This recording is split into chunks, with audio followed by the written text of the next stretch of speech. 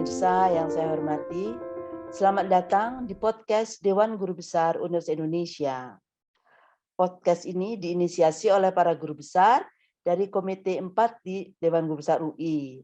Dan melalui podcast ini, kami berusaha untuk membagikan perbincangan-perbincangan mengenai berbagai topik yang terpilih.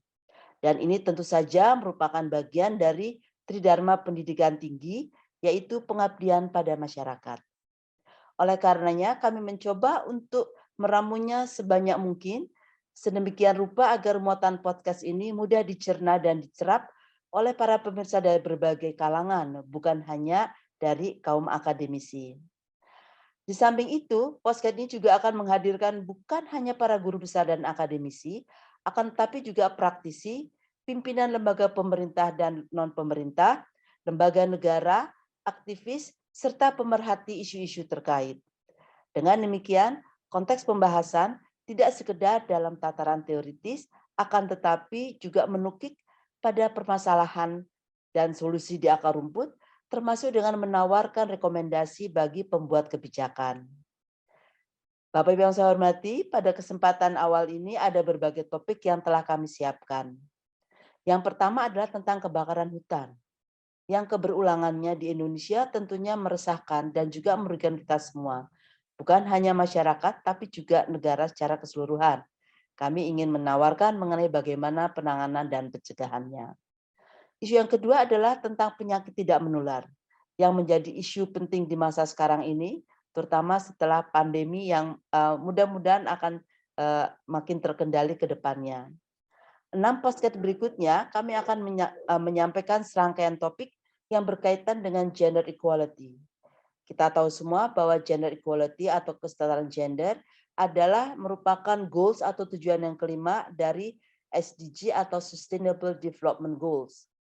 Yang tujuannya adalah untuk mencapai kesetaraan gender dan memberdayakan semua perempuan dan anak perempuan. Ada beberapa alasan mengapa topik ini kami pilih. Yang pertama, kita tentu mengetahui bahwa diskriminasi terhadap perempuan masih saja terjadi saat ini. Walaupun tahun 84 kita sudah meratifikasi CEDAW, Konvensi untuk Penghapusan Segala Bentuk Diskriminasi Terhadap Perempuan. Jadi sudah 16 plus 22, 36 tahun. Ya sudah lama sekali. Tapi ternyata masih terjadi dan ini tentu saja mencerminkan adanya budaya patriarki yang masih kental. Kemudian sebagai dampaknya kita juga melihat mengkhawatirkan sekali kekerasan terhadap perempuan dan anak perempuan yang masih tinggi. Ya, dan senang sekali karena sekarang kita sudah memiliki undang-undang tentang tindak pidana kekerasan terhadap perempuan. Kemudian dalam masyarakat kita juga ternyata masih dijumpai berbagai praktek yang membahayakan perempuan, misalnya perkawinan anak. Kemudian ada perkawinan paksa dan juga ada sunat perempuan. Ini tentu saja memerlukan pembicaraan yang mendalam dari berbagai komponen dalam masyarakat. Lalu tentu saja kita melihat bahwa rendahnya persentase perempuan yang menduduki posisi kunci dalam organisasi, baik di lembaga negara, lembaga non-negara, korporasi, ataupun CSO, atau dengan kemasyarakatan itu, ternyata juga punya dampak tertentu itu. Lalu yang berkaitan dengan kesehatan reproduksi. Belum terpenuhnya hak-hak ini tentu saja mempunyai dampak yang signifikan bagi perempuan.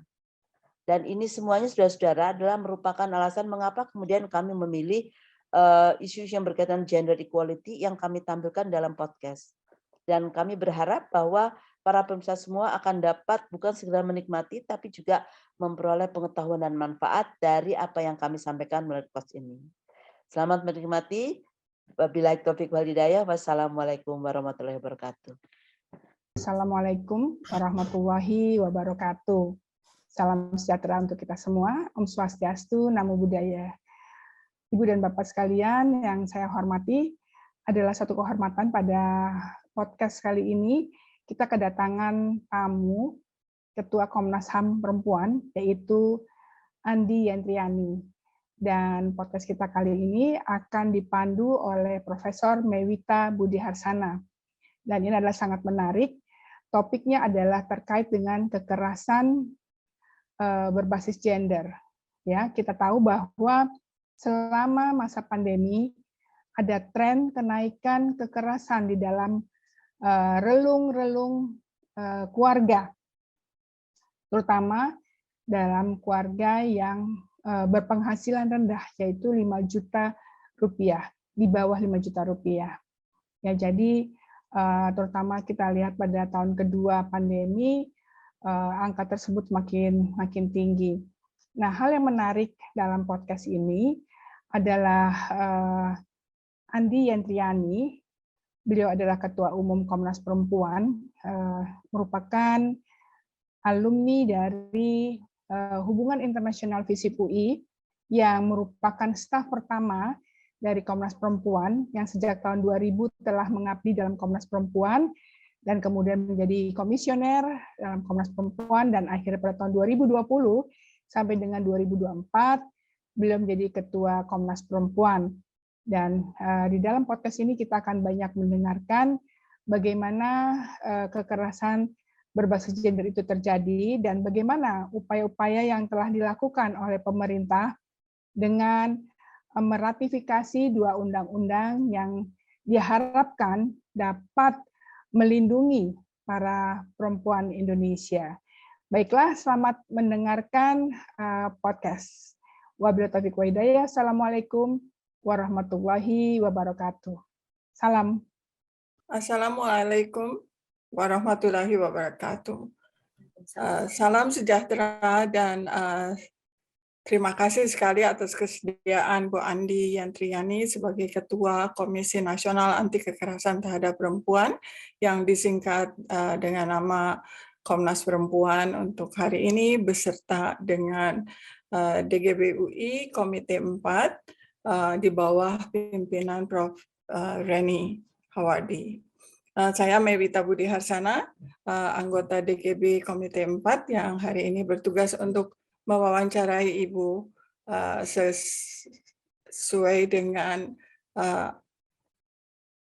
amanah kita untuk tahun ini. DGB UI Komite 4 akan menelusuri apa saja yang sudah dilakukan dalam rangka pelaksanaan Sustainable Development Goal number 5 untuk kesejahteraan perempuan. Dan saya langsung saja perkenalkan, mungkin nanti bisa ditambahkan oleh Bu Andi ya dalam talk show ini, bahwa Bu Andi Yantriani adalah Ketua Komisi Nasional Anti Kekerasan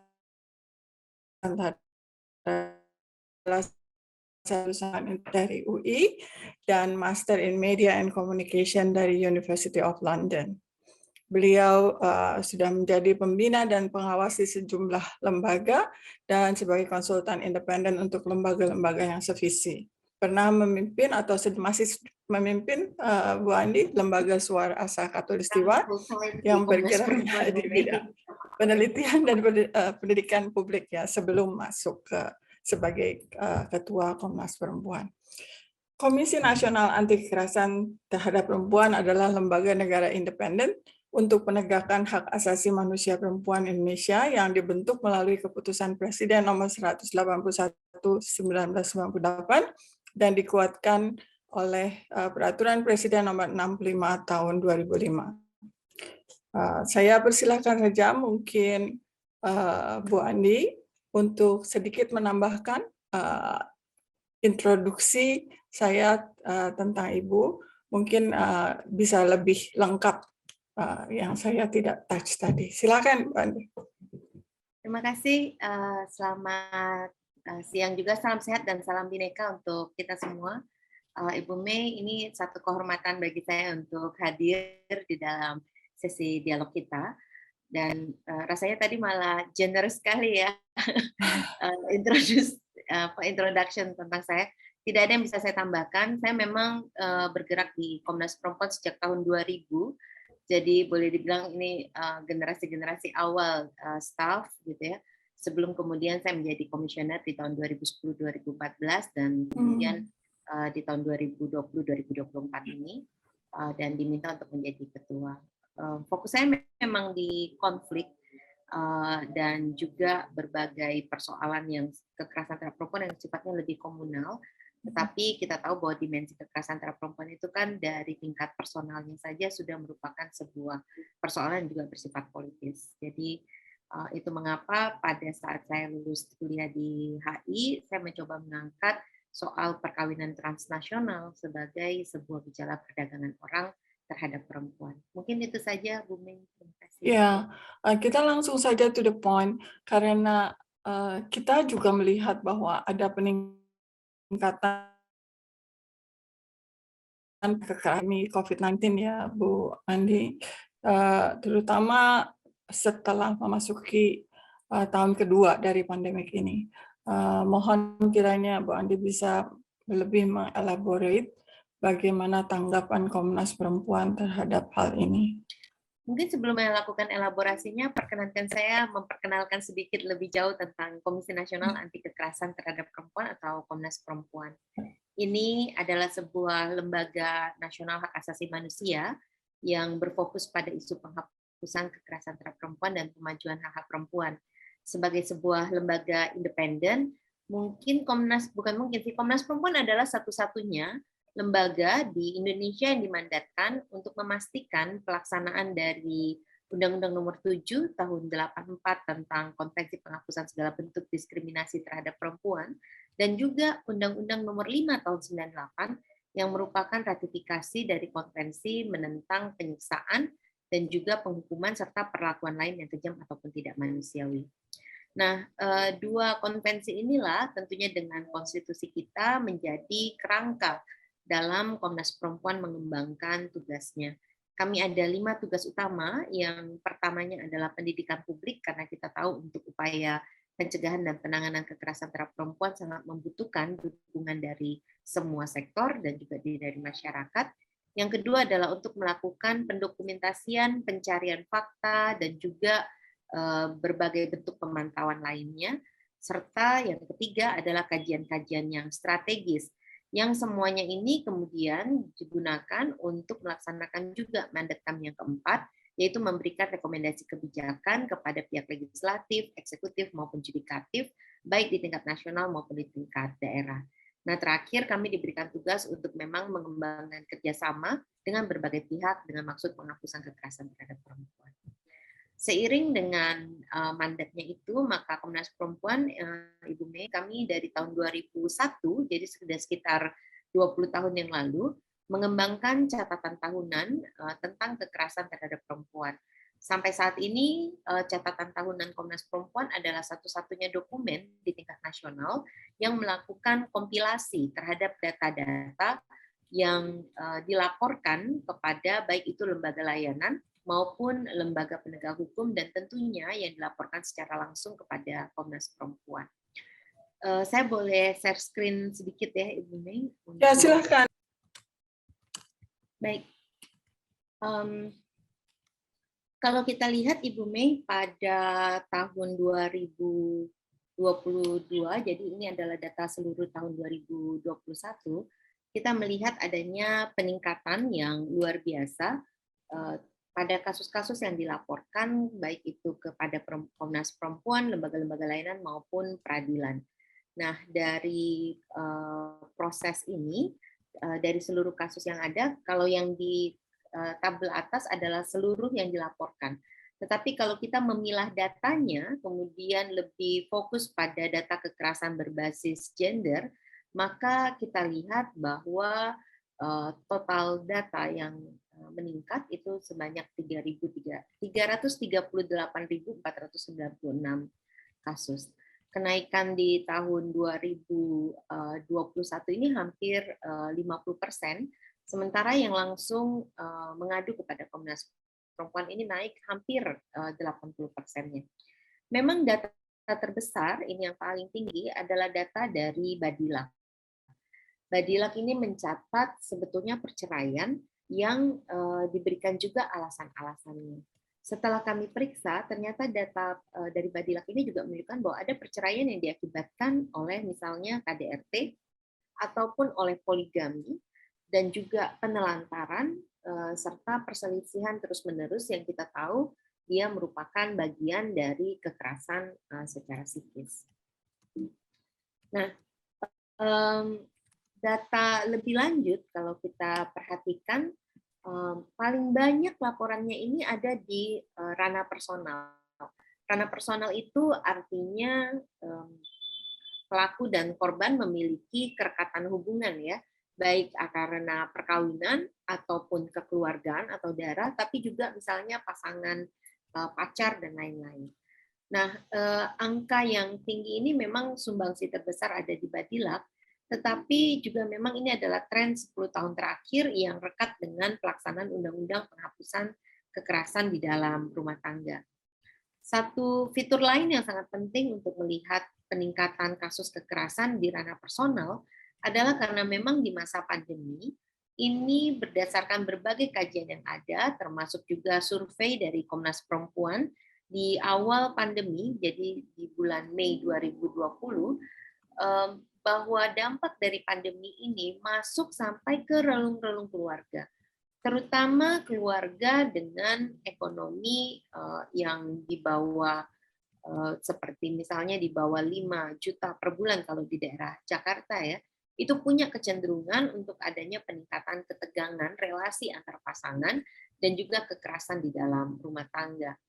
Ketegangan di dalam rumah tangga ini bisa diakibatkan oleh pemutusan hubungan kerja akibat pandemi, tetapi juga beban pekerjaan di dalam rumah yang semakin besar karena banyak sekali waktu akibat dari kebijakan pembatasan mobilitas, banyak sekali waktu yang dihabiskan di dalam rumah yang pada saat bersamaan itu memberikan beban kepada khususnya perempuan untuk mengerjakan pekerjaan domestik lebih panjang, bahkan berdasarkan survei Komnas Perempuan itu sampai 3 kali lipat.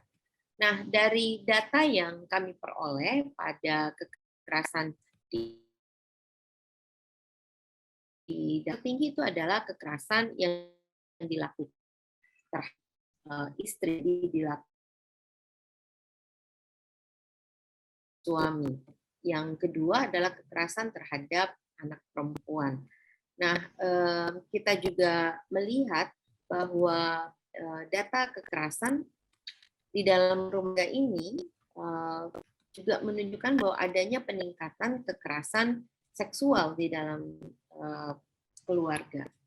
Saya cuplikkan ini data dari 129 lembaga layanan, di mana dihimpun ada 2.363 kasus yang memuat kekerasan seksual.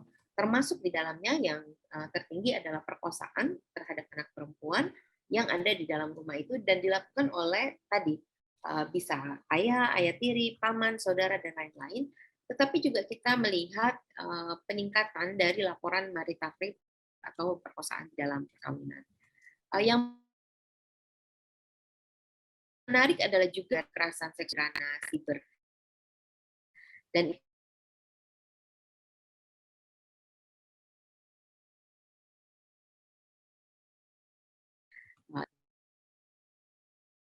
perempuan sebagaimana yang terhimpun di dalam data catatan Komnas Perempuan. Satu hal lagi yang mungkin saya ingin share adalah terkait dengan dispensasi perkawinan. Nah, kami cukup senang bahwa berdasarkan data Badilak ada penurunan ya yang cukup signifikan menjadi sekitar 59.709 kasus dibandingkan dengan 64.211 kasus di tahun 2020. Dan ini tampaknya memiliki korelasi dengan kampanye yang cukup besar untuk mencegah perkawinan. Saya hentikan di sini dulu. Mungkin Bu Mei ada pertanyaan terkait data-data sedikit aja menyambung di perkawinan itu. Itu maksud Bu Andi kan menyentuh juga perkawinan anak ya, Bu Andi? Betul. Jadi itu seluruhnya adalah data perkawinan anak. Jadi perkawinan di mana salah satu atau keduanya adalah seseorang yang berusia belum 19 tahun sesuai dengan revisi dari Undang-Undang Perkawinan pasca keputusan Mahkamah Konstitusi. Ya. Jadi itu makin marak juga ya, Bu Andi.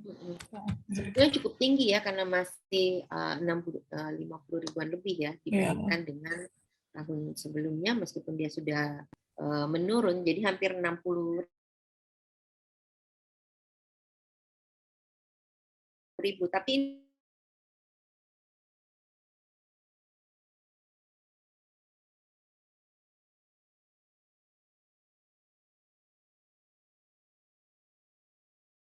termasuk juga jika salah satu pihaknya adalah anak. Kita tahu pada perkawinan anak, anak perempuan jauh lebih rentan untuk mengalami perkawinan anak dengan pasangan yang usianya bisa 2 atau 3 kali lipat dari usia anak tersebut. Ya, menyeramkan sekali sebetulnya melihat data ini, tidak terbayang sebagai anak perempuan maupun perempuan usia reproduksi yang berada dalam situasi seperti itu, Bu Andi. Apakah ini hanya di Jawa, Bali, atau keseluruhan Indonesia? Ya, pertanyaan ini adalah dalam konteks upaya melindungi warga negara dengan pengesahan rancangan undang-undang tindak pidana kekerasan seksual yang saya pikir bukan hanya di Jawa, Bali, tapi juga sebetulnya banyak kasus-kasus tidak terungkap di daerah-daerah lain. Mungkin Bu Andi bisa menerangkan lebih banyak soal tersebut. Untuk data catatan tahunan Komnas Perempuan ini berasal dari berbagai daerah di Indonesia. Dari 34 provinsi, itu hanya Sulawesi Barat yang kami belum mendapatkan datanya. Tapi kita tahu bahwa Sulawesi Barat ini sebenarnya pasca gempa, infrastrukturnya belum kembali normal ya. Terakhir kami melakukan kunjungan ke Sulawesi Barat, kantor Pemberdayaan Perempuan dan Perlindungan Anak yang menjadi pusat koordinasi dari layanan terpadu untuk perempuan dan anak ini bahkan masih di tempat darurat gitu. Jadi ada kesulitan untuk melakukan pendataan. Kami juga melihat Ibu Mei dari data Cetahu kami sempat menanyakan apa fasilitas yang dimiliki dan tidak dimiliki. Ternyata masih sekitar 20% dari 129 lembaga yang mencatatkan kepada Komnas Perempuan itu tidak punya bahkan akses pada komputer. Jadi mereka kesulitan untuk mencatatkan kasusnya, sehingga juga agak sulit untuk melakukan kompilasi data. Dan tentang rencana undang-undang TPKS ini sendiri bagaimana, Bu Andi? Saat ini kami masih menunggu jadwal dari DPR untuk pembahasan lebih lanjut. Kita tahu bahwa ini telah dinyatakan sebagai program legislasi nasional prioritas tahun 2022. Surat menyurat antara pihak DPR dengan pemerintah juga sudah dilaksanakan. Sudah keluar surat dari Presiden tentang tim untuk pembahasannya, dan juga dari tim sudah menyerahkan daftar isian inventarisir masalah kepada pihak DPR. Nah, saat ini kita semua sedang mendorong agar pembahasannya bisa dilakukan. Naskahnya, sebagaimana yang kita tahu, ada beberapa perubahan yang cukup signifikan, meskipun ada terobosan-terobosan penting yang tampaknya perlu kita kunci. Misalnya saja terobosan untuk hukum acara maupun untuk memastikan pemulihan dan mengefektifkan pencegahan. Tetapi misalnya pada bentuk kekerasan seksual justru terjadi perubahan yang sangat signifikan yang bisa jadi merugikan perempuan korban kekerasan seksual. Karena misalnya tindak pemaksaan hubungan seksual atau perkosaan yang tadi saya tunjukkan merupakan salah satu bentuk kekerasan seksual yang paling tinggi, itu justru tidak diatur. Demikian juga dengan berbagai bentuk yang lain. Sementara itu, untuk pengawasan juga tidak diatur terlalu detail, padahal kita tahu untuk pengawasan pelaksanaan undang-undang justru membutuhkan lembaga-lembaga yang independen. Komnas Perempuan menyarankan agar fungsi pengawasan ini secara eksternal ya, karena kan ada pengawasan yang dilakukan secara internal, tapi ada pengawasan yang eksternal, dan kami menyarankan agar pengawasan eksternal ini dilakukan oleh lembaga-lembaga independen sebagai lembaga, misalnya Lembaga Nasional Hak Asasi Manusia. Kita punya 4 sekarang ini di Indonesia, Komnas HAM, Komnas Perempuan tentunya, KPAI, dan juga Komisi Nasional Disabilitas yang sedang berbenah. Sementara itu kita juga punya komisi yudisial, komisi kejaksaan, komisi kepolisian misalnya, yang akan memiliki peran pengawasan yang penting untuk memastikan upaya untuk proses hukum dan proses pemulihan yang sudah bergerak sejak pelaporan ini betul-betul dilakukan. Karena Bu Mei, berdasarkan data Komnas Perempuan sampai tahun 2019 masuk ke tahun 2020 itu tidak terlalu terjadi perubahan yang signifikan pada jumlah kasus yang bisa diproses. Berdasarkan data perkosaan, itu hanya sekitar 30% dari data yang dilaporkan kemudian bisa masuk ke proses hukum. Jadi kalau tidak ada terobosan-terobosan yang berarti dan juga termasuk pengawasan yang independen, kami khawatir bahwa justru cita-cita kita tidak terlalu optimal ya melalui RUU TPKS. Jadi kita perlu sama-sama mengawal RUU ini sehingga dia betul-betul bisa menghasilkan manfaat yang paling maksimal. Apakah hal tersebut karena biaya? Perempuan takut dengan kemungkinan di-charge biaya yang tinggi kalau kasusnya masuk ke pengadilan? Kalau dari hasil telaah Komnas Perempuan, masalah yang paling utama sebetulnya adalah yang pertama keengganan melapor. Keengganan melapor ini banyak sekali alasannya. Untuk kasus kekerasan seksual yang paling utama adalah konsep aib di dalam masyarakat yang justru menjadikan perempuan sebagai penanggung beban aib itu. Dan karenanya perempuan banyak sekali dalam kasus-kasus yang kami temui itu justru diminta untuk bungkam. Jadi kalaupun mereka melaporkan kepada Komnas Perempuan, mereka cuma menyampaikan, kami hanya ingin melaporkan, kami bisa dapat pemulihan di mana, kami tidak mau melanjutkan ke proses hukum karena kami takut malu. Nah, ataupun kemudian kasusnya ini tidak berlanjut karena keluarga telah menyelesaikan dengan quote-unquote kekeluargaan atau jalan damai yang artinya ada diskusi dengan pihak pelaku, kemudian terjadi misalnya ganti rugi dan sebagainya. Dan ini sebenarnya sangat berbeda ya dengan konsep restoratif justice yang sekarang lagi didengung-dengungkan sebagai arah pembangunan hukum nasional, karena kita tahu bahwa restoratif justice tidak dimaksudkan untuk tindakan-tindakan kejahatan serupa misalnya perkosaan. Nah, yang ketiga adalah kesulitan untuk menjalankan proses hukum ini. Kan banyak korban juga yang membaca ya, korban lain sudah melapor, terus tidak berhasil, kasusnya diangkat, dianggap kurang bukti, dan lain-lain. Kemudian justru dituntut balik atau digugat balik oleh pelaku dengan pencemaran nama baik dan permintaan ganti rugi gitu misalnya. Nah, jadi ketika mereka tidak mendapatkan kepastian pelindungan, maka seringkali langkahnya menjadi surut. Soal anggaran sebetulnya justru menjadi alasan yang berikutnya, meskipun sebetulnya untuk anggaran sekarang kami mendorong agar ini bisa ditangani melalui lembaga-lembaga bantuan hukum yang memang bisa mengakses dana publik berdasarkan Undang-Undang Bantuan Hukum, dan juga kepada pusat pelayanan terpadu yang dikoordinir oleh Kementerian Pemberdayaan Perempuan, karena kita tahu pada tahun 2021 berdasarkan juga peraturan ataupun kebijakan yang diambil oleh Kementerian Dalam Negeri, ada alokasi khusus yang diberikan untuk penanganan korban. Nah, memang penanganan korban ini tidak murah ya, sama sekali tidak murah.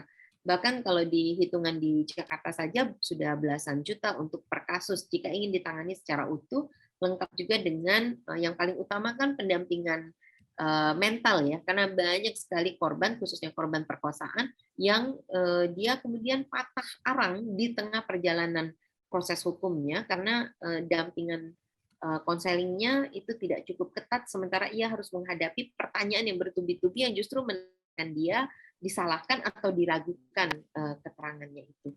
Tetapi kalau di luar Jawa, situasinya bisa justru menjadi lebih berlipat ganda biayanya, misalnya karena mereka daerah kepulauan yang transportasinya lebih mahal tentunya, sementara mereka harus bolak-balik ke kepolisian dan belum tentu ada rumah singgah yang bisa mereka inapi gitu ya sampai seluruh proses persidangannya tuntas.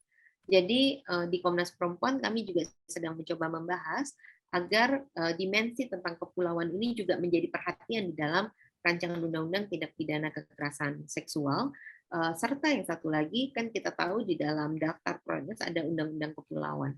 Jadi kita ingin agar undang-undang 2 RUU ini juga menjadi penopang bagi akses untuk korban khususnya kekerasan seksual dan kekerasan terhadap perempuan pada umumnya untuk mengakses keadilan dan pemulihan. Maksudnya ada alokasi dana untuk membantu dalam arti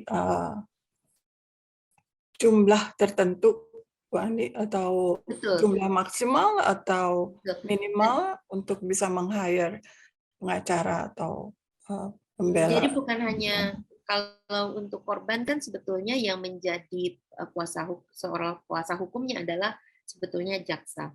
Tetapi memang di dalam proses pelaporan awal jika tidak ada pendampingan, seringkali korban tidak bisa masuk ke dalam proses hukum itu.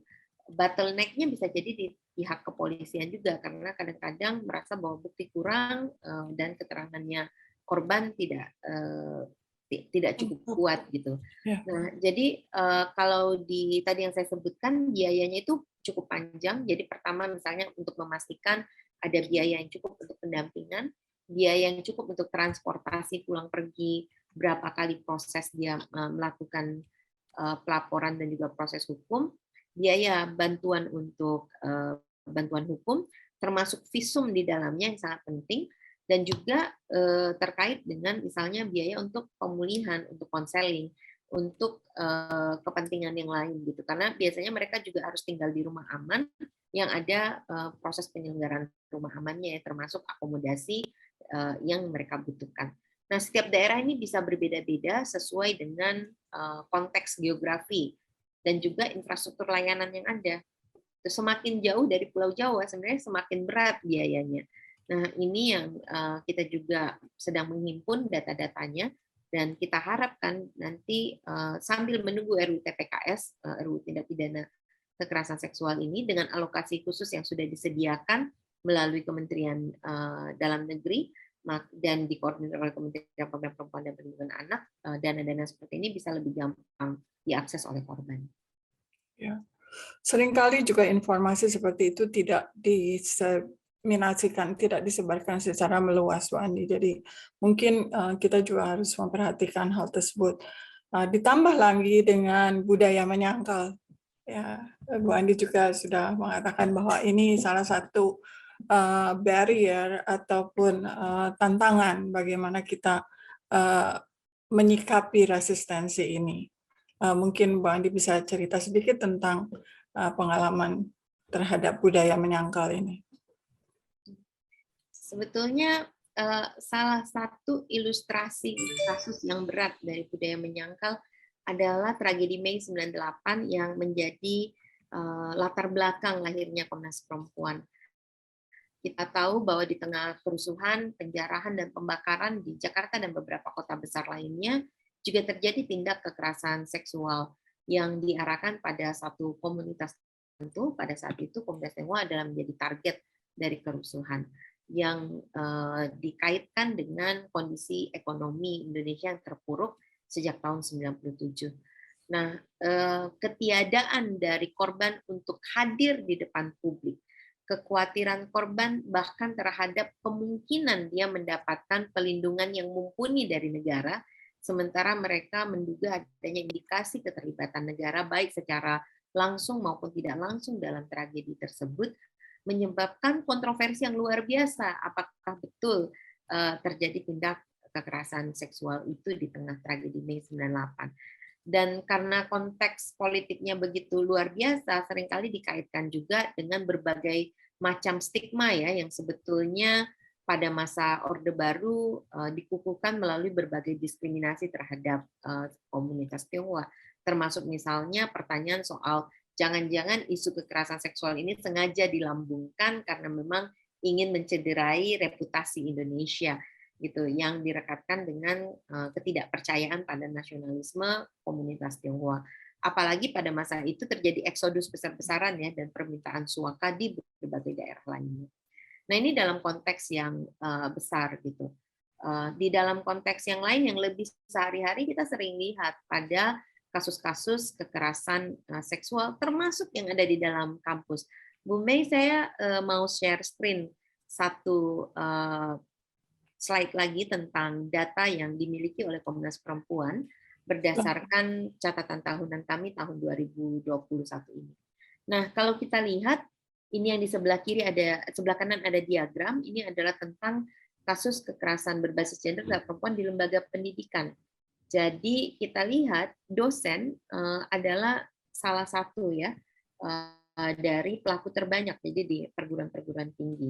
Sementara itu juga ada guru ataupun guru yang menggunakan label agama, karena kita lihat memang kecenderungannya 5 tahun terakhir ini kekerasan seksual terjadi di lembaga-lembaga pendidikan berbasis keagamaan gitu, dan juga banyak sekali pelaporan ya yang ada di lembaga-lembaga perguruan tinggi.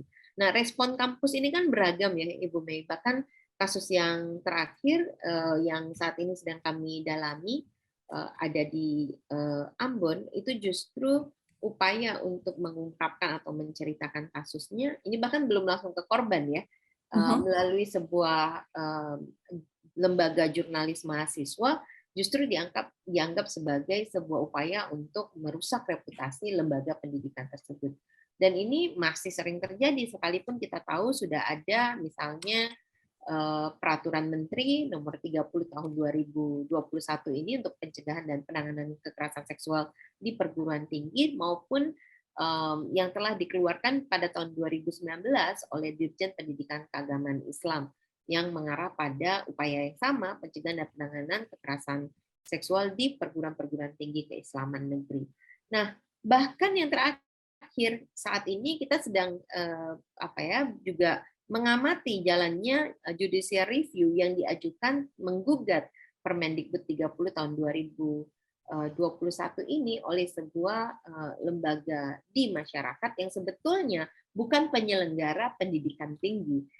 Nah, gugatan serupa ini kan menunjukkan bahwa sebetulnya orang masih belum paham ya kekerasan seksual itu. Dan ketidakpahamannya ini justru pada saat yang bersamaan lebih banyak kami tenggarai itu berakar pada kecurigaan bahwa perempuan ini yang justru memprovokasi atau justru menggunakan kesempatan. Jadi misalnya kalau di Komnas Perempuan kan kami melihat kasus di mana seorang pendidik memintakan layanan seksual dalam bentuk yang beragam, termasuk minta dicium kah, atau memegang kah, atau yang lainnya, dengan alasan yang dia sampaikan ataupun tidak disampaikan, yang membuat si peserta didik ini mengetahui bahwa bisa jadi akan menguntungkan ataupun merugikan pendidikannya, gitu ya, termasuk nilainya. Ini kan kami sebut dengan eksploitasi seksual ya, karena sebetulnya kita berada pada ketimpangan relasi yang luar biasa. Nah, pada orang-orang yang menyoal Permendikbud 30 tahun 2021 ini justru dianggap loh itu kan hubungan yang suka sama suka, atau ini balas dendam aja nih gitu ya. Jadi si pihak peserta didik yang notabene kebanyakan adalah perempuan, saya tidak bilang bahwa tidak ada laki-laki ya yang menjadi korban, tapi sebagian besar aman kekerasan seksual yang dialaminya disangkal. Nah, kalau kita lihat di data yang lain ini ada grafik angka kekerasan di ruang siber yang diadukan kepada Komnas Perempuan. Ini melonjaknya juga luar biasa, hampir 2 kali lipat dari tahun 2020. Dan sebagian besar dilakukan oleh mantan pacar ataupun mantan suami yang kemudian tidak merasa senang karena mereka biasanya pertama hubungannya retak dan pihak perempuan tidak mau rujuk kembali.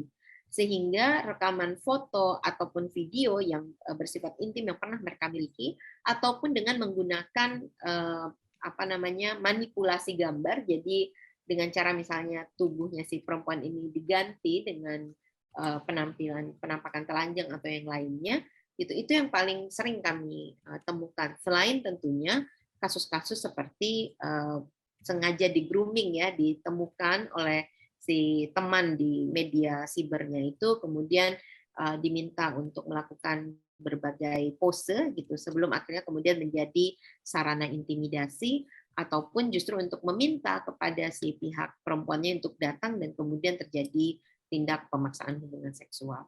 Tetapi yang fitur yang sangat tinggi itu justru adanya di mantan pacar dan mantan suami tadi, yang saya sampaikan merupakan aksi balas dendam karena tidak, terutama ya, karena tidak mau rujuk dari pasangannya yang perempuan.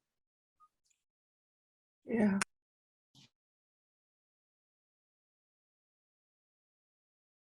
Entah ada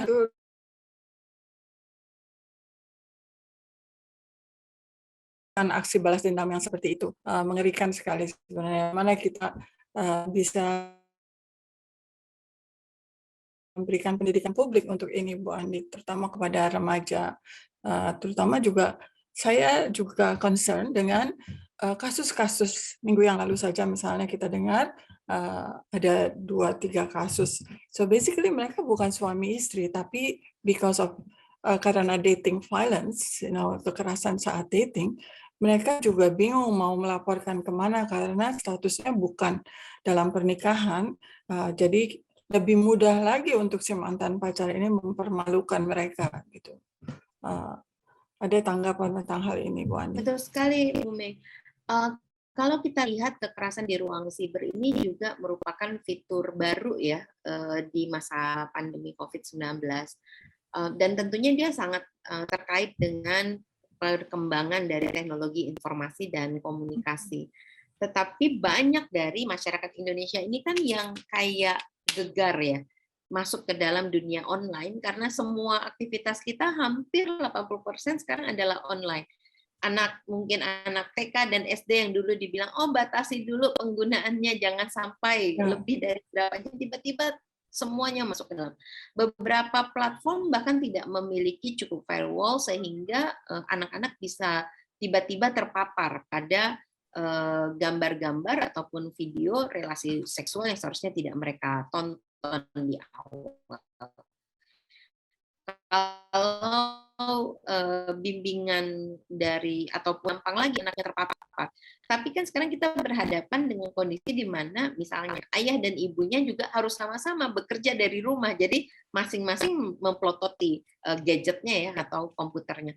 Ada juga orang tua yang sebetulnya mereka sendiri belum siap untuk masuk ke dunia online tersebut. Justru kami menemukan di awal-awal pandemi banyak sekali orang tua yang mengeluhkan bahwa mereka harus mengeluarkan uang lebih besar karena tiba-tiba harus membelikan handphone gitu ya untuk anaknya supaya bisa terkoneksi dengan pendidikannya. Jadi mereka sendiri nggak punya sebetulnya handphone tersebut. Jadi bagaimana mereka bisa mengawasi sementara mereka juga tidak tahu bagaimana cara mengawasi itu. Nah, selain itu juga di masa penggunaan teknologi informasi ini yang gegap-gempita di masa pandemi, kalau kita lihat kapasitas literasi digital di Indonesia itu kan sangat rendah ya. Ini sangat terkait juga dengan kapasitas literasi secara umumnya. Kita tahu Indonesia ini termasuk negara-negara yang paling rendah kan ya kemampuan membacanya. Kita lihat bahkan kalau dengan data EGRA itu banyak masih anak Indonesia dalam usia kelas 2 yang tapi nggak paham maksud bacaannya apa gitu, belum lagi yang terbata-bata gitu. Nah, jadi dengan kemampuan literasi yang rendah itu makanya kalau kita lihat dari fitur penggunaan media sosial di Indonesia, kan pengguna media sosial kita tuh luar biasa ya di semua platform, IG, TikTok lah, Twitter lah dan lain-lain. Dan justru media-media sosial ini menjadi pengganti dari seluruh proses interaksinya di sosial di masa pandemi ini, termasuk pengganti sumber informasinya. Nah, situasi seperti ini tentunya tidak hanya tapi dengan gitu misalnya begitu kita batasi pengguna itu. Nah, justru upaya untuk meningkatkan literasi digital menjadi titik sentral. Kami mencoba menyarankan kepada Kementerian Informasi yang kita tahu memiliki program untuk peningkatan literasi digital. Ini bukan saja soal bagaimana menggunakan ruang online untuk pemasaran, untuk kepentingan ekonomi, kepentingan berita, tetapi justru bagaimana kita bisa mencegah kekerasan terhadap perempuan ataupun kekerasan seksual lainnya terhadap anak gitu ya dan juga laki-laki di ruang online ini menjadi bagian dari kurikulum literasi digital tersebut. Kalau kita lihat yang pertama kan satu modelnya adalah korban ini di grooming ya. Jadi pertama dia berkenalan dulu dengan berbagai cara berkenalan yang membuat si korban merasa nyaman di awal, kemudian mereka bertukar informasi, bertukar foto, dan sampai kemudian diminta untuk berpose dan lain-lain. Nah, jadi model seperti ini harus diputus. Lebih banyak pihak harus tahu bahwa hati-hati dengan pola grooming. Nah, yang lebih rumit adalah ketika sebetulnya mereka bertemunya offline duluan. Jadi kan seperti tadi yang Ibu Mei bilang, mereka sebetulnya sudah berpacaran dulu, merupakan pasangan dan mengalami dating violence. Tapi pada saat berpacaran, kadang-kadang mereka karena ini konsensual ya, misalnya berfoto gitu dengan kondisi sedang atau yang lainnya. Nah, ketika dia retak, justru ini yang digunakan. Nah, ini kan satu-satunya cara adalah memastikan pada proses kita berhubungan dengan pihak lain, selalu ada kemungkinan kan kadang-kadang sama seperti orang menikah ya, selalu berpikir bahwa ini akan everlasting gitu ya, dan nggak ada yang salah tentang itu, tapi mungkin kita perlu memastikan diskusi dengan anak, terutama dengan remaja ya, bahkan ini harus dilakukan sejak usia, kalau sekarang anak 3 padahal main mana kegiatan-kegiatan yang boleh nggak boleh kan untuk anak sekarang ini, tapi kita perlu memaparkan apa saja resikonya. Nah, kasus yang lain yang mungkin agak lebih rumit ini kan ketika justru tidak ada tindakan apapun, tetapi kemudian orang yang tidak suka ini kemudian melakukan tadi manipulasi gambar atau bentuk atau yang lainnya, ataupun fotonya sendiri ada gitu kemudian disebarluaskan. Kalaupun dia berproses secara hukum, tetapi gambar ini kan ketika sudah online dia tidak bisa hilang. Bahkan kalaupun ada the right of to be forgotten, kita semua bisa unduh dan kemudian dia tersebar di banyak handphone yang kapanpun bisa muncul lagi gitu. Jadi hal lain yang harus kita pastikan adalah juga penguatan kepada korban dari kekerasan seksual di ranah online, bahwa ini bukan akhir dari kehidupan. Gitu. Karena kekuatan mental itu sungguh untuk yang nggak akan tersebut pada apa yang dihadapi, dan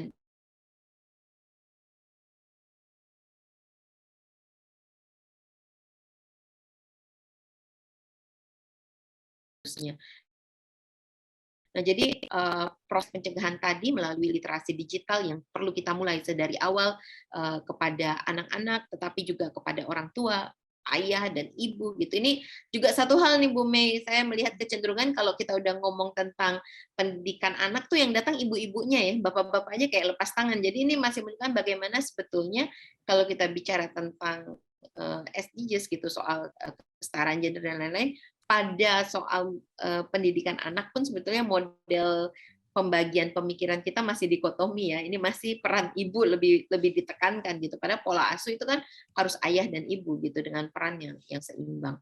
Nah, jadi saya mau kembali lagi untuk isu tentang kekerasan online ini, ada beberapa layer memang yang harus dilakukan. Tentunya pendidikan literasi kepada semua pengguna media online-nya, termasuk anak-anak dan juga orang tua, tetapi juga memastikan pengetahuan literasi digital ini juga mengenali resiko-resiko dan bagaimana cara menyikapi, mengurangi resikonya dan menyikapi jika resiko ini terlanjur sudah hadir di hadapan kita. Dan yang ketiga, sebetulnya kita membutuhkan revisi Undang-Undang ITE. Karena kita tahu Undang-Undang ITE ini juga jebakan. Bisa jadi orang yang sebetulnya menjadi korban justru menjadi pihak yang dikriminalkan. Dan dalam proses perubahan Undang-Undang ITE ini kita harus melakukan perubahan Undang-Undang pornografi. Karena Undang-Undang pornografi membuat komplikasinya menjadi lebih parah ya. Orang yang menjadi korban misalnya tadi mereka pacaran, ciuman, kemudian foto, ketika break up fotonya disebarluaskan. Tapi kalau pakai Undang-Undang pornografi kan dianggapnya dia turut serta dalam menghasilkan produk bermuatan seksual dan karenanya bisa dipidana gitu. Jadi tidak dilihat sebetulnya prosesnya sendiri. Nah, ini dua undang-undang ini harus diubah supaya kita bisa menata kelola dengan lebih baik siapa yang korban, siapa yang pelaku di dalam sistem pidana kita. Kalau soal lainnya ini kan jebakan moralitas ya Ibu Mei, yang sama seperti banyak orang bilang kalau dengan demikian berarti kita membolehkan dong anak ataupun orang yang di luar perkawinan melakukan hubungan seksual apapun. Ini beda pulau kalau saya boleh bilang, ini beda urusan dengan hukum pidananya, karena kalau hukum pidananya kita tidak bisa membedakan siapa yang sebetulnya mengalami kerugian, maka kita sebetulnya bisa jadi menempatkan korban sebagai pihak yang kita kriminalkan, dan ini bahaya sekali. Dan belum ada RUU tentang perubahan ITE dan Undang-Undang Pornografi ini, Bu Andi. Apakah sudah ada kelompok yang... Kalau Undang-Undang Pornografi nggak ada dalam agenda sampai saat ini, tetapi untuk Undang-Undang ITE sebetulnya sudah diajukan, terutama dari pihak pemerintah, dan saat ini sedang didorong untuk menjadi juga program pembahasan, program legislasi dengan prioritas pembahasan. Sometimes we are kita ini selalu sangat-sangat lamban ya untuk menyikapi hal-hal seperti ini. Tidak seperti misalnya perubahan ekonomi, hal-hal yang ini justru yang jebakan moral ini yang bisa mencederai seorang anak seumur hidup. Justru traumanya itu malah tidak diindahkan atau tidak mendapat perhatian yang besar ya. Betul. Nah, sayangnya dalam perkembangan kebijakan ekonomi juga jarang sekali melihat bagaimana dampak dari kebijakan ekonomi pada konteks kekerasan terhadap perempuan. Di masa pandemi ini kan perhatian kita semuanya hampir utuh tuh tentang bagaimana mengatasi COVID-19. Tapi kami mendapatkan laporan misalnya bagaimana pengalihan alokasi budget ini punya dampak yang juga berbeda dan khas bagi perempuan ya.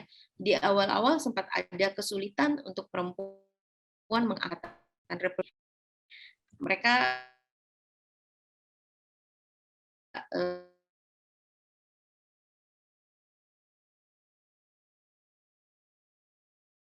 mereka harus tes dulu supaya bisa ada di ruang pemeriksaan dan lain-lain. Kita lihat beberapa tempat kami sempat itu kan prevalensi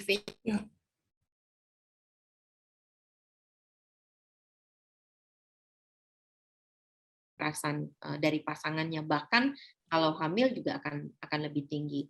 Nah, saat ini kami di Komnas Perempuan sedang mendorong itu. Belum lagi untuk perempuan disabilitas, karena agak belakangan baru kemudian informasi tentang COVID-19 ini bisa diakses. Kita tahu bahwa sebenarnya COVID-19 ini dia membuat berbagai jurang persoalan itu menjadi lebih lebar sebetulnya dan lebih tampak gitu. Bukan berarti dulu-dulu sebelum COVID nggak ada gitu, sebelum pandemi tidak ada, hanya pada masa COVID ini dia menjadi lebih jelas dan lebih lebar. Termasuk misalnya sekalipun sudah ada banyak kebijakan tentang bagaimana akomodasi layak untuk penyandang disabilitas di dalam proses persidangan, ternyata tetap tidak gampang buat mereka mengakses gitu. Karena misalnya ketika berpindah semuanya online, sementara teman-teman disabilitas ini tidak memiliki akses kan ya, ekonomi mereka seringkali rendah, mereka tidak punya akses pada teknologi informasi dan komunikasi, ataupun sangat terbatas gitu. Teman-teman yang tunarungu tentunya membutuhkan bantuan untuk penerjemah ketika mereka menggunakan media online supaya mereka bisa melaporkan kasusnya dan lain-lain. Jadi kesulitan-kesulitan ini tampaknya kita belum berhasil mengatasinya. Sekalipun sepertinya awareness ya tentang masalahnya sudah mulai lebih baik. Nah, di aspek yang lain, kebijakan pembangunan, misalnya tentang eksploitasi sumber daya alam, tentang penggunaan lahan untuk infrastruktur, ini juga mengakibatkan kekerasan terhadap perempuan yang sebetulnya bisa jadi bergenerasi bahkan, karena yang laporan ke Komnas Perempuan itu kasusnya ada yang dari tahun 80, tahun 90 nggak selesai gitu ya sampai sekarang gitu. Ada juga kasus-kasus misalnya pencemaran lingkungan yang dikarenakan industrinya membuang limbah sembarangan gitu. Tetapi ini terjadi kebijakan yang bertolak belakang di tingkat nasional dan tingkat daerahnya untuk mengatasi urusan perlimbahan ini. Sementara si perempuan dengan masa pandemi yang lebih banyak di dalam rumahnya, ini harus berhadapan dengan bau menyengat 24 jam yang menyebabkan mereka hampir tidak bisa melakukan seluruh kegiatan dengan optimal gitu ya, dan bahkan sudah mulai ada gangguan-gangguan kesehatan kejiwaan karena kurang tidur, letih, dan lain-lain, selain juga gangguan kesehatan reproduksinya. Nah, kasus-kasus serupa ini seolah-olah hilang sebetulnya di masa pandemi karena perhatian kita cepat teralih ya dengan berbagai kondisi di pandemi itu sendiri. Misalnya munculnya varian baru, atau bahkan sekarang minyak goreng yang mahal sekali gitu ya, dan lain-lain gitu. Tapi hemat kami di Komnas Perempuan, isu kekerasan terhadap perempuan dalam konteks konflik sumber daya alam, konflik agraria, termasuk juga terkait dengan proyek-proyek pembangunan infrastruktur ini harus menjadi perhatian dari para ekonom dan pengambil kebijakan ekonomi ini. Termasuk misalnya Undang-Undang Cipta Kerja yang kita harapkan akan segera berubah pasca keputusan Mahkamah Konstitusi. Di dalam Undang-Undang Cipta Kerja ini Komnas Perempuan tidak melihat adanya terobosan-terobosan baru ya untuk melindungi perempuan pekerja dari eksploitasi dan dari kekerasan. Bahkan beberapa pengaturannya yang sebetulnya lebih menekankan kemungkinan untuk outsourcing, untuk memutus tanggung jawab perusahaan dari si pekerjanya karena kayak mendorong industri yang sifatnya lebih rumahan ya, dengan model quote and quote kemitraan yang sebetulnya semakin merentankan perempuan pekerja, itu bisa menyebabkan mereka justru mengalami eksploitasi yang lebih besar. Dan karena pekerjaannya ini dipindahkan ke rumah, maka batas antara kerja dan rumah ini menjadi lebih tipis, bahkan apa ya namanya abu-abu sekali, yang kalau berdasarkan kajian teman-teman di lembaga Mahardika yang bergerak pada isu perempuan buruh, itu menunjukkan bahwa mereka justru semakin rentan kekerasan di dalam rumah tangganya, karena hampir tidak ada batas itu antara pekerjaan dengan tuntutan beban domestik yang sampai saat ini masih lebih banyak diarahkan kepada perempuan. Nah, jadi ada berbagai situasi di level ekonomi sebetulnya yang perlu berkontribusi untuk mengatasi kekerasan terhadap perempuan. Kita seringkali tidak menyadari bahwa perempuan menjadi sasaran perbudakan maupun pelecehan dan juga hal-hal negatif lain hampir dari semua aspek, Bu Andi ya, dari ekonomi, dari budaya udah pasti, sekarang dari lingkungan juga. So bagaimana ini kita ke depan, basically apa yang harus kita lakukan untuk terhadap hal-hal ini? Mungkin perlu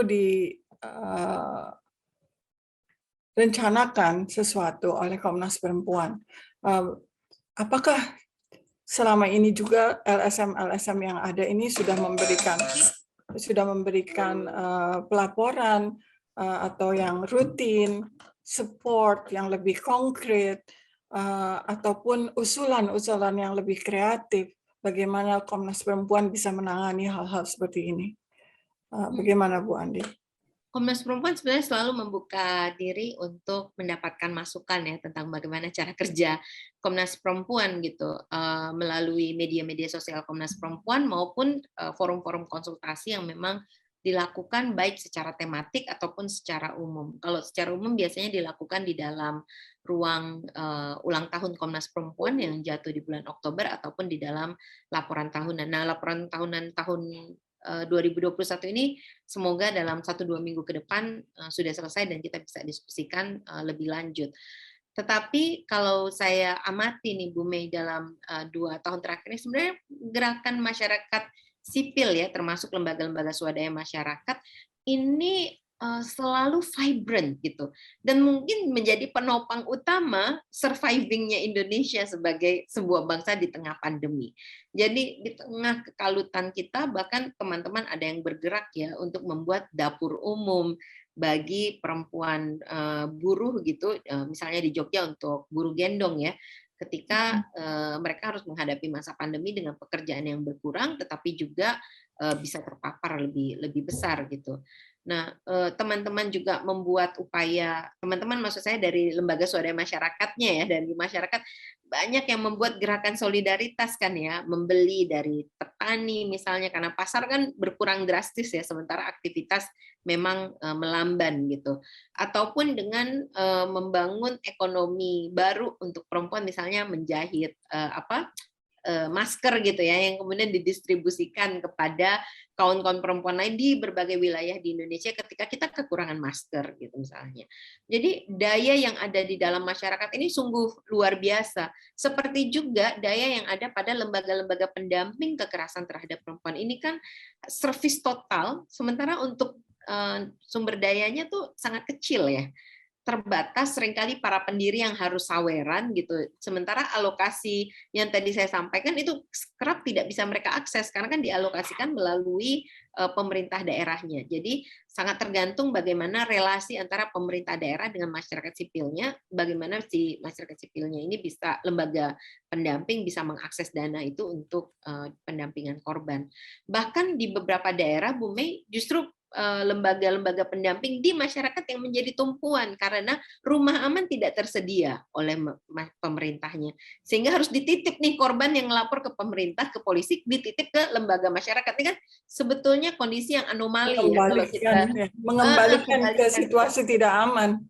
Betul, dan kalau kita lihat kan tanggung jawab pertama itu ada di negara sebetulnya. Tanggung jawab pertama utama itu ada di pemerintah, bukan di masyarakat. Masyarakat kenapa di dalam undang-undang disebutnya peran serta kan, ikut serta gitu, bukan penanggung jawab utama. Nah, karena itu di dalam amatan kami terkait dengan upaya kita bersama mengatasi kekerasan terhadap perempuan, tentunya yang pertama ini adalah kita perlu sama-sama terus membangun pengetahuan kita ya pada kompleksitas persoalan kekerasan terhadap perempuan, baik dari bentuk-bentuknya maupun dampaknya.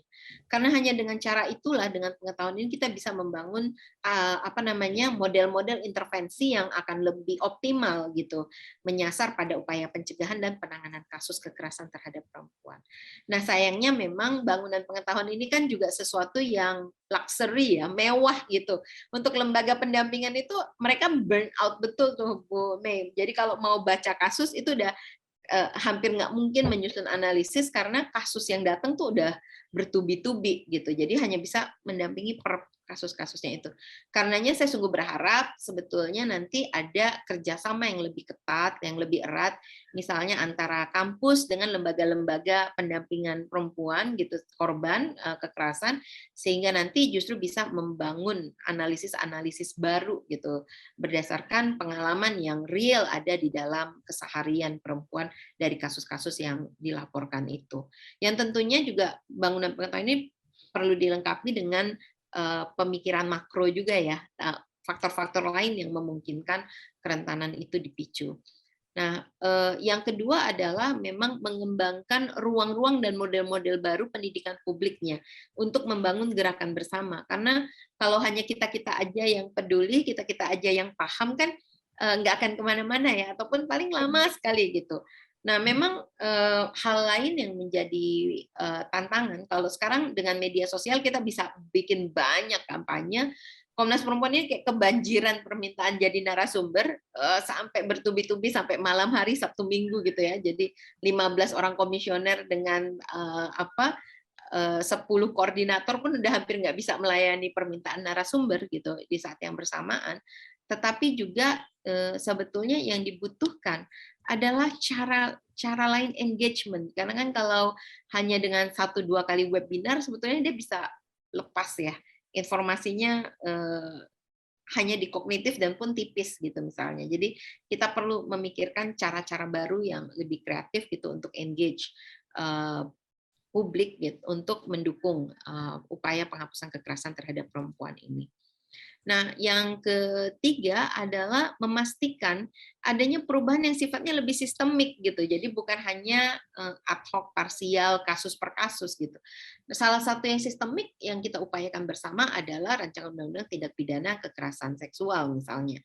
Tetapi juga kita lihat ada sektor-sektor yang membutuhkan perhatian yang sangat khusus. Misalnya pekerja di dalam rumah tangga yang sampai sekarang tetap tidak dianggap sebagai pekerjaan. Padahal mereka sangat rentan kekerasan, sangat rentan diskriminasi dan eksploitasi. Nah, kami saat ini juga menggalang banyak kesempatan untuk bisa menceritakan kenapa sih pekerja rumah tangga ini perlu kita lindungi. Karena perlindungannya bukan hanya di dalam negeri, tetapi juga untuk yang saudara-saudara kita yang bekerja di luar negeri. Sekalipun sudah ada undang-undang perlindungan untuk pekerja migran Indonesia, tetapi kan sektor terbanyak dari pekerja migran kita yang perempuan adalah pekerja dalam rumah tangga gitu. Jadi dia memiliki korelasi tentang bagaimana kita mengembangkan perlindungan bagi warga kita di dalam maupun di luar negeri gitu. Tentunya ada banyak lagi ya rangkaian kebijakan yang harusnya diperkuat, termasuk kebijakan di daerah untuk melakukan upaya pencegahan dan penanganan kekerasan terhadap perempuan. Bu Mei, dari 128 kebijakan daerah yang pernah kami telaah, itu hanya kurang dari 30% yang punya rumah aman. Jadi kalau tidak ada upaya untuk memperbaiki kondisi ini, tentunya akan sangat sulit bagi korban untuk melaporkan karena dia nggak punya pelindungannya. Dan kita hanya mengandalkan misalnya lembaga perlindungan saksi dan korban yang juga saat ini diserbu ya dengan Itu berbagai dari 514 kabupaten kota atau dari 34 provinsi, Andi? Yang kami telah ini 128 yang kami punya naskahnya, Bu Mei. Oh, oke. Dari 128 kota kabupaten. Ya. Oh, kota kabupaten, oke. Ya. Nah, itu kurang dari 30% punya rumah aman. Hanya sekitar, saya mau cek sekali lagi ya, tapi seingat saya, ini di saat yang bersamaan, sekitar 7% saja yang bisa memastikan bahwa visum gratis akan terselenggara. 7%. Bayangkan, padahal kita tahu visum ini memegang peran penting ya ketika dikatakan kurang bukti, seringkali visum itulah yang dimaksudkan. Tapi ya, juga karena cukup mahal itu. Betul. Nah, untuk yang apalagi kalau visumnya adalah visum et psychiatricum, jadi bukan cuman repertum yang fisik saja tapi psikiatrikum.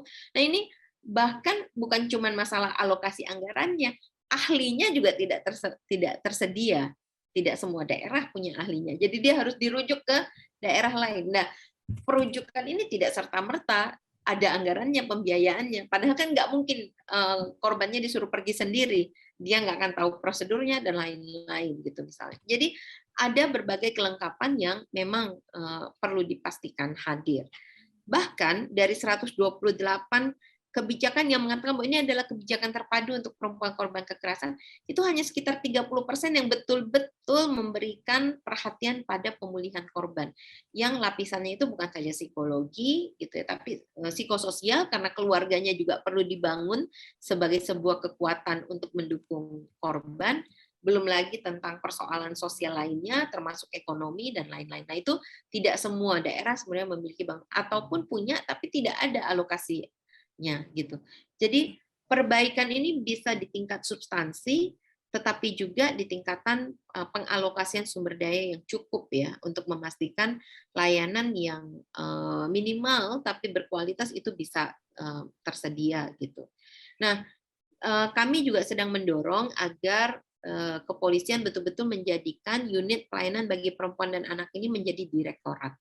Karena ini akan menguatkan posisinya di berbagai daerah, termasuk juga kompetensi yang ada yang dibutuhkan untuk menjadi awak di dalam unit ini. Karena unit inilah yang menentukan. Tadi saya bilang bottleneck-nya itu untuk proses hukum adanya di kepolisian. Memang ada kasus-kasus di mana kemudian unit resmi secara struktural maksudnya Bu Andi. Sekarang ini dia unit resmi, tapi dia sangat di bawah gitu. Dia adanya di bawah Reskrimum. Jadi reserse kriminal secara umum. Nah, kita ingin dia punya direktorat sendiri sehingga dia menjadi lebih kuat posisinya dan juga diminati karena kan kalau tidak dianggap sebagai posisi yang rendahan ya, gitu dan tidak ada jalur karirnya gitu. Nah, ini adalah perjuangan sebetulnya sejak tahun 98 sudah 23 tahun berproses, semakin banyak data tentang kekerasan terhadap perempuan dan anak, rasanya tidak bisa ditunda lagi. Hal yang ketiga adalah, hal yang berikutnya, kami juga mendorong agar kepolisian memiliki pedoman yang lebih baik untuk penyelenggaraan penyelidikan bagi perempuan berhadapan dengan hukum. Kita lihat ada perubahan yang cukup signifikan pasca dikeluarkannya peraturan Mahkamah Agung nomor 3 tahun 2017 untuk memberikan pedoman kepada hakim bagaimana melakukan pemeriksaan kepada perempuan di hadapan hukum. Jadi sebagai tersangka, korban ataupun saksi. Nah, terhadap korban misalnya di dalam peraturan Mahkamah Agung itu hakim ada do and don'ts-nya. Misalnya do-nya adalah harus memastikan korban mendapatkan dukungan yang cukup untuk bisa memberikan keterangan ataupun dibantu fasilitasi, misalnya dia disabilitas maka akan dicari kebutuhan-kebutuhan khusus yang harus terfasilitasi. Don'ts-nya salah satu adalah tidak boleh menggunakan latar belakang dari si perempuan ini untuk melakukan penghakiman di dalam proses pemeriksaannya, atau mengeluarkan komentar-komentar yang bersifat merendahkan atau bahkan menyangkal pengalaman korban. Nah, ini kan do and don'ts yang baik ya, dan karena itu kita lihat di dalam beberapa kasus sekarang ini, dan ketika kami diminta untuk menjadi pemateri misalnya, pertanyaannya juga sudah berubah. Dia sudah jarang sekali lagi yang bicara soal menyalahkan korban, tapi lebih kalau kasusnya seperti ini gimana kita menyikapinya? Kami butuh memeriksa, gimana cara memeriksanya tanpa merendahkan korban gitu misalnya. Jadi kita lihat ada perubahan. Perubahan juga kita harapkan akan hadir dari pedoman kejaksaan nih yang baru dikeluarkan tahun 2021 tahun lalu. Nah, juga memuat do and don'ts gitu dari jaksa. Termasuk kan kadang-kadang jaksanya juga tidak terlalu sensitif ya. Banyak jaksa bahkan yang tidak ingat untuk meletakkan restitusi sebagai hak korban, ganti rugi yang sebetulnya perlu dan dapat dibayarkan oleh pihak pelakunya misalnya. Nah, jadi do and don'ts ini sebenarnya memberikan kisi-kisi yang lebih baik tentang bukan saja paduan untuk penuntutannya, teknisnya, tapi sikap dari aparat penegak hukum yang kita tahu dia bisa menjadi beban baru bagi si korban kekerasan, khususnya kekerasan seksual. Nah, di kepolisian ini belum ada. Jadi ironis sekali sebetulnya polisi yang seharusnya menjaga kita untuk mengeksersis kita punya hak asasi manusia, tapi justru dia tidak tahu dan buta terhadap hal-hal yang sebetulnya tidak boleh dilakukan sebagai polisi ataupun jaksa ataupun mereka yang bertugas di Mahkamah Agung. Tapi kita harapkan nanti kalau ada kebijakannya, Bu Mei, akan ada perubahan tadi ya. Kita kan sekarang ini di kepolisian ada pedoman yang sifatnya umum tentang pelaksanaan HAM, tapi kan dia nggak punya mata yang cukup jeli tentang kekerasan yang dihadapi oleh perempuan. Butuh keberanian berlipat ganda bahkan untuk sampai ke kantor polisi, apalagi tanpa pendamping gitu. Dan kalau berhadapan dengan polisi yang tidak sensitif dan tidak empatik, itu kan justru akan semakin menyurutkan korban gitu. Nah, ini yang kita harapkan juga akan ada perbaikan karena dia bisa menjadi sebuah perbaikan yang sifatnya sistemik gitu, selain tadi penanganannya dan pencegahan. Betul sekali. Saya ingin melanjutkan bincang-bincang ini, tapi kita ternyata sudah lebih dari 1 jam. Terasa cepat sekali waktu karena informasi yang ada begitu banyak ya, artinya begitu banyak dan tidak terungkap dalam berita sehari-hari. Mungkin ya seperti Bu Andi katakan, literasi digital merupakan salah satu alat yang bisa digunakan, tapi juga untuk menggunakan itu saja ternyata untuk perempuan seringkali jadi bumerang juga, karena adanya manipulasi foto dan aksi balas dendam dan sebagainya yang tidak diantisipasi oleh Undang-Undang ITE maupun Undang-Undang Pornografi. Ini merupakan perjuangan yang berat. Satu hal yang terakhir saya ingin tahu dan ingin memberitahu banyak orang adalah menurut Ketua Komnas Perempuan, apakah budget yang diberikan oleh pemerintah itu memadai atau sangat-sangat kecil dibandingkan yang seharusnya diberikan oleh pemerintah dalam menjamin perlindungan bagi perempuan dan anak? Saya mau menggunakan Komnas Perempuan sebagai perbandingan saja, tidak secara umum. Komnas Perempuan ini adalah komisi dengan budget yang terkecil kalau saya bandingkan dengan Komnas HAM dan KPAI, dan alokasinya ini kerap kali membingungkan kami. Jadi justru untuk penyelenggaraan kegiatan-kegiatan yang sifatnya rutin kelembagaan yang memang harus terselenggara, ini pernah bahkan hampir tidak ada. Jadi dari total dana yang diberikan, itu untuk penyelenggaraan kegiatan rutin termasuk misalnya penyikapan pengaduan, pencarian fakta ke lapangan, pengkajian, dan lain-lain, ini hanya sekitar 10% dari total dana yang diberikan secara program, karena program yang lainnya itu sifatnya prioritas nasional gitu, yang adalah akselerasi dari berbagai proses yang dilakukan oleh Komnas Perempuan. Mungkin sebagai contohnya begini, Komnas Perempuan membuat 2 daerah percontohan.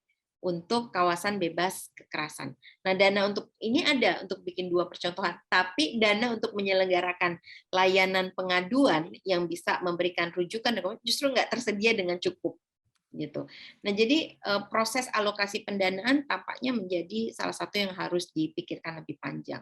Secara khusus, Bu Mei, kami sebetulnya meminta informasi tentang penyelenggaraan 2 daerah otonomi, yaitu Aceh dan juga Papua, dan Papua Barat ya dalam hal ini. Nah, kami ingin mendapatkan gambaran tentang bagaimana sebetulnya penggunaan alokasi khusus ini, alokasi otonomi khusus ini untuk kepentingan perempuan. Karena kalau kita lihat di 3 daerah ya berarti ya, Papua Barat dan Aceh ini, kenapa justru angka kemiskinan, angka misalnya semua indikator tentang perempuan ini bergeraknya tidak terlalu besar gitu ya, di sektor-sektor yang sebetulnya harusnya menjadi lompatan-lompatan dengan kewenangan otonomi khusus tersebut.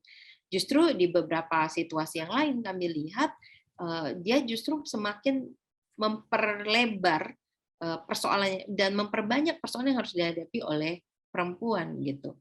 Misalnya saja di Aceh sebagai contoh, adanya kewenangan untuk penyelenggaraan hukum pidana sendiri itu justru melemahkan posisi perempuan korban perkosaan dan pelecehan seksual dibandingkan dengan menguatkannya. Gitu. Sementara untuk yang di Papua dan Papua Barat misalnya, kami lihat perda khusus untuk pemberian pemulihan bagi perempuan asli Papua korban kekerasan dan pelanggaran HAM ini tidak bergerak dari tahun 2011 gitu kan, udah hampir sudah lewat 1 dekade dan korban tetap tidak bisa mengakses peraturan daerah khususnya yang sebetulnya ada kewenangannya. Jadi buat kami sebetulnya saat ini informasi mengenai penyelenggaraan pendanaan ya yang tepat sasaran bagi perempuan ini memang masih sangat minim, tapi kalau dari pengalamannya Komnas Perempuan ataupun juga keluhan-keluhan yang seringkali kami dengarkan di dalam berbagai kesempatan Komnas Perempuan berkoordinasi tentang kurangnya anggaran untuk sekedar visum, rumah aman. Jadi misalnya ada rumah aman yang, Bu, kami anggarkan waktu itu kami minta untuk dibangun sebelum pandemi, tapi sekarang udah nggak bisa karena katanya uang nggak tersedia karena dipakai untuk pandemi gitu misalnya ya, ataupun untuk penyelenggaraan pemulihan, konseling, memastikan SDM yang cukup. Ini salah satu alokasi anggaran kan harus memastikan ketersediaan SDM dan keberlanjutan SDM. Nah, ini juga belum terwujud lah gitu. Jadi mungkin kita perlu memikirkan ulang berbasis pertanyaannya Ibu Mei tadi adalah bagaimana kita sebetulnya menyusun satu strategi penganggaran yang memungkinkan kebutuhan-kebutuhan urgent, sistemik ini bisa disasar dengan lebih baik. Mungkin hal tersebut yang bisa dikolaborasikan dengan Dewan Guru Besar UI, Bu Andi, karena itu perlu dukungan politik yang besar ya, dan terutama dari akademis juga. Kenapa kita tidak memberikan perhatian yang cukup untuk budget kegiatan Komnas Perempuan, sedangkan kita berdiri sebagai lembaga independen yang tidak bisa dianggap hanya bagian dari Komnas Hak Asasi Manusia, karena beban kita jauh lebih besar secara fisik maupun mental dibandingkan laki-laki. Jadi di sini bukan hanya gender equality, tapi juga gender equity issues yang seharusnya seringkali dilecehkan atau seringkali dibiarkan begitu saja. Ada pembiaran ini mungkin disengaja, mungkin juga tidak disengaja oleh pemerintah, dan ini yang seringkali kita harus ingatkan terus. Terima kasih sekali Bu Andi Yantriani. Ini talk show ini saya harap bisa membuka mata banyak orang, termasuk mereka yang punya power saat ini untuk bisa mendukung lebih konkret kegiatan Komnas Perempuan. Terima kasih Bu Andi. Terima kasih Bu Mei.